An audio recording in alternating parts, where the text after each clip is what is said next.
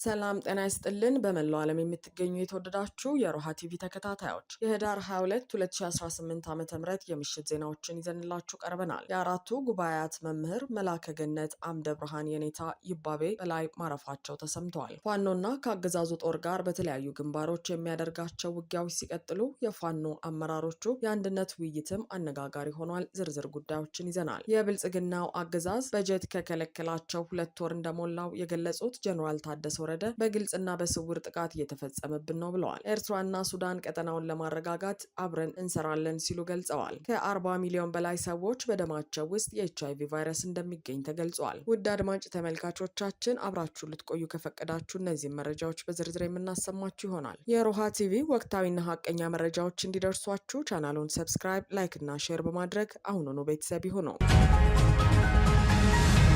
የአራቱ ጉባኤያት መምህር መላከ ገነት አምደ ብርሃን የኔታ ይባቤ በላይ ማረፋቸው ተሰማ። በሰሜን ጎጃም ሀገረ ስብከት ክብረ ደናግል ናዳ ቅድስት ማርያም ገዳም አበመኔት የአራቱ ጉባኤያት መምህር መላከ ገነት አምደ ብርሃን የኔታ ይባቤ በላይ ማረፋቸው ተሰምተዋል። ቀብራቸው ብፁዓን አባቶች፣ ታላላቅ መምህራንና የኔታ ተማሪዎች በተገኙበት ነገ ከቀኑ 8 ሰዓት ሲያገለግሉበት በነበረው ገዳም እንደሚፈጸም የሰሜን ጎጃም ሀገረ ስብከት አሳውቋል። የኔታ ይባቤ ታዋቂ የአራቱ ጉባኤያት መምህር ሲሆኑ በተለይም በመንፈሳዊ አባትነታቸው በርካታ ደቀ መዛሙርትና ተማሪዎችን ያፈሩ ታላቅ አባት መሆናቸው ይታወቃል። እንደ ኢትዮጵያ ኦርቶዶክስ ተዋሕዶ ቤተክርስቲያን ብዙ ሊቃውንት፣ ብዙ ጳጳሳት፣ በርካታ አባቶችን ያፈሩ አባት ስለመሆናቸውም ተገልጿል። የሰሜን ጎጃም ሀገረ ስብከት ዋና ስራ አስኪያጅ መላከ ገነት አምደ ሃይማኖት ፈጠነ የኔታ ይባቤ የተለየ ህመም አላመማቸውም፣ ስኳር በሽታ ነበረባቸው። ትናንት ቤተክርስቲያን ላይ ሲባርኩ ልጆቻቸውን ሲመክሩ ቆይተዋል። ማታተኙ በዚያው አረፉ ሲል ገልጿል።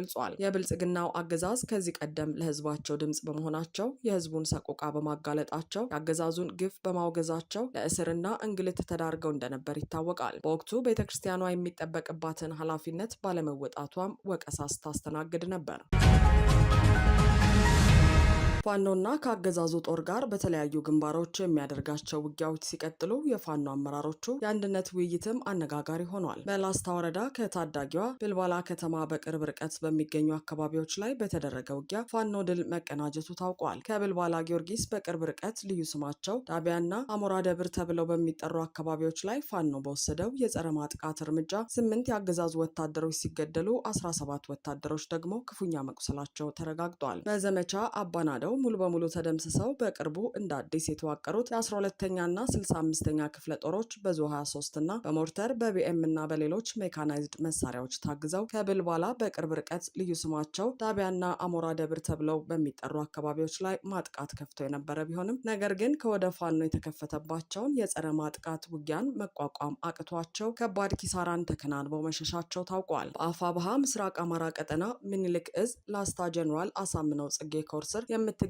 በአርበኛ አውራሪስ የምትመራው ማረጉ ተማረ ክፍለ ጦር ትናንት ህዳር 21 2018 ዓ.ም ባደረገችው ማጥቃት ነው 8 የአገዛዙ ወታደሮች ሲገደሉ ከ17 በላይ የሚሆኑት ደግሞ ክፉኛ የቆሰሉት ሲል ምኒልክ እዝ በህዝብ ግንኙነት መምሪያው በኩል አስታውቋል። የጸረ አማራው ብልጽግና ኃይል ከህዳር 10 2018 ዓ.ም ጀምሮ በላስታና በአይና ወረዳዎች በአየር ኃይልና በመድፍ በብረት ለበስ ታንክና ብዙ 23 እንዲሁም በሌሎች ከባባድ የጦር መሳሪያዎች ታግዞ ማጥቃት ያደረገ ቢሆንም ነገር ግን ድል እንደ ሰማይ ርቆት ከባድ የሆነ የሰብአዊና ቁሳዊ ኪሳራን እየተከናነበ ይገኛል። ከፋኖ ጋር እጅ በእጅ ገጥሞ ማሸነፍ ያልቻለው ይህ ቡድን በየደረሰበት አካባቢ ንጹሐንን በመረሸን ታዳጊ ልጆችንና ባለትዳር ሴቶችን አስገድዶ በመድፈር አብያተ ክርስቲያናትና መስጊዶችን በማርከስና ሀብት ንብረት በማውደም የጥላቻ ጥጉን እያሳየ መሆኑም ተመላክተዋል። በሌላ በኩል ሰሜን አማራ ቀጠና በላይ ዘለቀ እዝ ዳግማዊ ቴዎድሮስ 5ኛ ኮር አካል በሆነው ግዙፉ የጎንደር የበጋሻው ክፍለ ጦር ላይ ያነጣጠረ ጥቃት ለመሰንዘር አዳሩን ሲጓዝ አድሮ ዛሬ ህዳር 22 2018 ዓ.ም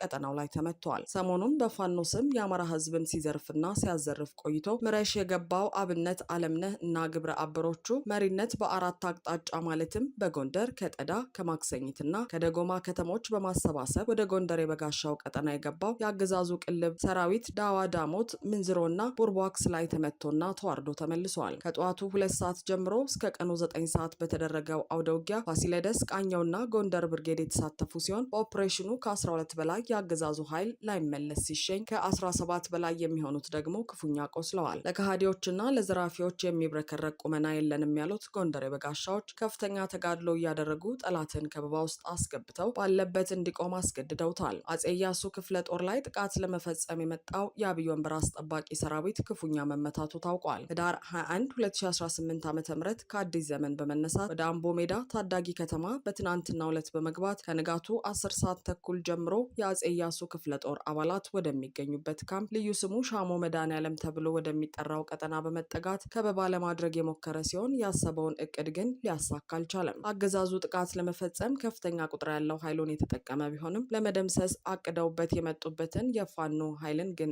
አንዳችም ጉዳት ሊያደርሱበት አልቻሉም ተብሏል። ይልቁንም የዘውትር ግብሩ የሆነውን ሞትና ቁስል እንዲጎነጭ ሆኗል። ከሌሊቱ 10 ሰዓት ተኩል እስከ ረፋዱ 4 ሰዓት ድረስ በፋኖቹ ታፍኖ ወደ መጣበት ለመመለስ እስኪከብደው ድረስ ተመቷል ሲል ገልጿል። በሌላ በኩል የአማራ ፋኖ ብሔራዊ ኃይል ሚኒሊክ እዝ ምክትል ሰብሳቢና ወታደራዊ አዛዥ አርበኛ ድርሳን ብርሃኔ፣ የአፋህድ ወሎ ጠቅላይ ግዛት እዝ አዛዥ ኮሎኔል ፈንታውን ሙሃቤና የአፋህድ ሸዋ ጠቅላይ ግዛት እዝ አዛዥ አርበኛ መከታው ማሞ በጋራ የተነሱት ፎቶ እያነጋገረ ነው። በፋኖ አንድነት ዙሪያ እየመከሩና የፋኖ አንድነትም ከጫፍ እየደረሰ መሆኑን የሚወጡ መረጃዎች ጠቁመዋል። ሶስቱ የፋኖ አመራሮችም በአንድነት ዙሪያ መምከራቸው ተገልጿል። ከአፋብሃ አሳምነው እዝ ጋር በአንድነት ዙሪያ እየተነጋገረ ያለው የሸዋ ጠቅላይ ግዛት እዝ ሰራዊትም በመሪው መከታው ማሞ ፊት ያደረገው ጭፈራ በማህበራዊ ሚዲያ እየተሰራጨ ይገኛል።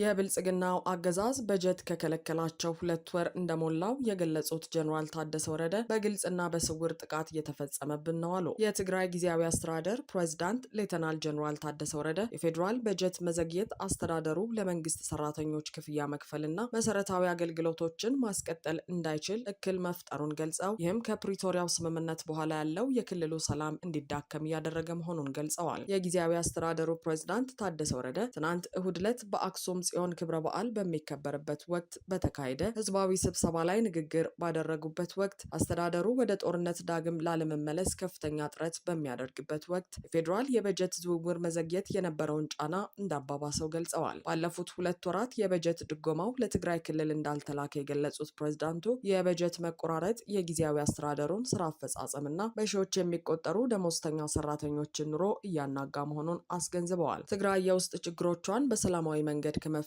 ውጪ ሌላ ምርጫ እንደሌላት ገልጸው ይሁን እንጂ የፋይናንስ እገዳዎች መባባስ የህዝቡን ስጋት ሊያባብሰው እንደሚችል አሳስበዋል። በጀት ከተከለከለም 2 ወር እንደሞላው ተናግረዋል። ፕሬዝዳንት ታደሰ ወረደ ጫናው በደሞዝ አለመከፈል ብቻ የተወሰነ እንዳልሆነ ገልጸው የገንዘብ ፍሰት እጥረት በመባባሱ ባንኮች ገንዘብ በማጣት ነዋሪዎች የራሳቸውን ገንዘብ እንዳያወጡ ወይም እንዳይጠቀሙ መከልከላቸውን አክለዋል። የትግራይ ጊዜያዊ አስተዳደር ያለውን ሰላም ለመጠቀም የሚያደርገውን ጥረት እንደሚያጠናክር ገልጸው ይሁን እንጂ አስተማማኝ የሆነ ዘላቂ ሰላም ለማረጋገጥ በአንድ በኩል ብቻ መንቀሳቀስ በቂ እንዳልሆነ ተናግረዋል። ፕሬዝዳንቱ በንግግራቸው ከአባላ ይሁን ከቶንሳ፣ ከመጋሌ ይሁን ከያሎ፣ ከበርሃሌ ይሁን ከኮነባ ወይንም ከሰመራ ይሁን ከአዲስ አበባ አሊያም ከዋግ ይሁን ከጸለምት እየተደረጉ ያለው ግልጽና ስውር ጥቃቶችና የጥቃት ሙከራዎች የፕሪቶሪያውን ስምምነት ይጥሳሉ ብለን እናምናለን በማለት ገልጸዋል። በተመሳሳይ መረጃ ህወሓት ፌዴራል መንግስቱ የትግራይን የሰላም ጥሪ ችላ በማለት የጥፋት ፕሮጀክቱን ቀጥሏል በማለት አዲስ ባስተላለፈው መልእክት ከሷል። ህወሓት ፌዴራል መንግስቱ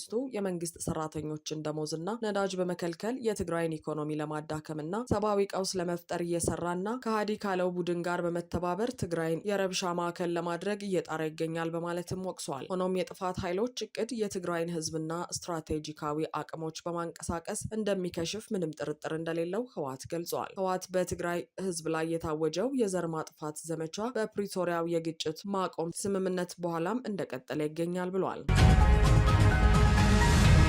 ኤርትራና ሱዳን ቀጠናውን ለማረጋጋት አብረን እንሰራለን ሲሉ ገለጹ። የሱዳን ሉዓላዊ የሽግግር ምክር ቤት ሊቀመንበር ሌተናል ጀነራል አብዱል ፈታህ አልቡርሃን በጊዜያዊ መቀመጫቸው ፖርት ሱዳን የኤርትራውን ፕሬዝዳንት ኢሳያስ አፈወርቂን ጠርተው አነጋግረዋል። ሁለቱ መሪዎች በውይይታቸው ላይ የፖለቲካና የደህንነት ትብብራቸውን ለማጠናከር በሚያስችል ሁኔታ ላይ መምከራቸውን አናዶሉ ዘግበዋል። እንደ ዘገባው በንግግራቸው ወቅት በጸጥታ፣ በኢኮኖሚና በንግድ ዘርፍ የሁለቱን ሀገራት ግንኙነት ለማሳደግ የሚችሉበትን አሰራሮች የነደፉ ከመሆኑም በላይ የአፍሪካ ቀንድ ቀጠናን ለማረጋጋትም አብረው ለመስራት ተስማምተዋል። እየተካሄደ ባለው የሱዳን ጦርነት ላይ ምክክር ያደረጉት መሪዎቹ ሰላም እንዴት መምጣት እንደሚችል ሀሳብ መለዋወጣቸውንም አስረድተዋል። በውይይቱ ላይ ሌተናል ጀነራል አልቡርሃን የሁለቱ ሀገራት ግንኙነት ስትራቴጂያዊ መሆኑን ጠቅሰው ኤርትራ እያደረገች ላለው ድጋፍም ምስጋናቸውን አቅርበውላቸዋል። ፕሬዚዳንት ኢሳያስ በበኩላቸው ለአፍሪካ ቀንድ ሰላም የሱዳን መረጋጋት እንደ ቅድመ ሁኔታ የሚቀመጥ ነው ካሉ በኋላ በሱዳን ሰላም ለማምጣት ጥረት እያደረጉ ያሉት ቀጠናውን ለማረጋጋት መሆኑን አስረድተዋል። ከ40 ሚሊዮን በላይ ሰዎች በደማቸው ውስጥ የኤችአይቪ ቫይረስ እንደሚገኝ ተገለጸ። የገንዘብ ድጋፍ ቅነሳ ስጋት በሆነበት በዚህ ወቅት 64 በመቶ ኤችአይቪ በደማቸው ውስጥ የሚገኙ ዜጎች በአፍሪካ ይኖራሉ ተብሏል። የዓለም ጤና ድርጅት በዓለም አቀፍ ደረጃ 40.8 ሚሊዮን ሰዎች ኤችአይቪ በደማቸው ውስጥ ይገኛል ያለ ሲሆን 64 በመቶ በአፍሪካ ይገኛሉ ብለዋል። የዓለም ጤና ድርጅት ያወጣው ይህ አዲስ መረጃ በ2024 መጨረሻ ላይ የተገኘ ነው። የገንዘብ ድጋፍ ቅነሳ አገልግሎቶችን እያስተጓጎለና ኤድስን እንደ ማህበረሰብ ጤና ስጋት ለማጥፋት እየተደረገ ያለውን ጉዞ አደጋ ላይ እንደጣለው ድርጅቱ አስታውቋል። ይህ መረጃ ይፋ የሆነው ታህሳስ 1 2025 የሚከበረውን የዓለም ኤድስ ቀን ምክንያት በማድረግ ነው። የዓለም ጤና ድርጅት ሪፖርት እንደሚያመለክተው በ2024 በአፍሪካ 26.3 ሚሊዮን ሰዎች ኤችአይቪ በደማቸው ውስጥ የነበረባቸው ሲሆን በዚሁ ዓመት 650 ሺህ አዳዲስ ሰዎች በኤችአይቪ ተይዘዋል። 380 ሺህ የሚሆኑ ሰዎች ደግሞ ከኤችአይቪ ጋር በተያያዙ ምክንያቶች ህይወታቸው አልፈዋል። በዚሁ ዓመት በዓለም አቀፍ ደረጃ 1.3 ሚሊዮን አዳዲስ ሰዎች በኤችአይቪ ሲያዙ 630 ሺህ ሰዎች ደግሞ ከኤችአይቪ ጋር በተያያዙ ምክንያቶች ሞተዋል ነው የተባለው። የዓለም ጤና ድርጅት ከ2010 ጀምሮ አዲስ የቫይረሱ ስርጭት በ40 በመቶ እንዲሁም ከኤችአይቪ ጋር የተያያዙ ሞቶች በ54 በመቶ መቀነሳቸውን ጠቅሶ በቅርቡ የተደረጉ የውጭ እርዳታ ቅነሳዎች ግን እነዚህን ድሎች ሊቀለብሱ እንደሚችሉ ያለውን ስጋት ገልጿል። ድርጅቱ እየቀነሰ የመጣው የገንዘብ ድጋፍ አገልግሎቶችን እያስተጓጎለና በማህበረሰብ የሚመሩ ፕሮግራሞችን ወደ ጎን እየገፋ መሆኑን አስታውቀዋል። እንዲሁም መገለል፣ መድሎና አግላይ ህጎች የመከላከልና የሕክምና ተደራሽነትን መገደባቸውን ቀጥለዋል ነው ያለው። አስቸኳይና ቀጣይነት ያለው እርምጃ ካልተወሰደ እንደ አውሮፓውያን አቆጣጠር በ2030 ኤድስን እንደ ማህበረሰብ ጤና ስጋት የማጥፋት ግብ እንደማይሳካ ድርጅቱ አስጠንቅቋል። አድማጭ ተመልካቾቻችን የሰዓቱ የሮሃ ቲቪ ዜናዎች የተከታተላችኋቸውን ይመስሉ ነበር። አብራችሁን ስለነበራችሁ ከልብ እናመሰግናለን። ሰላም።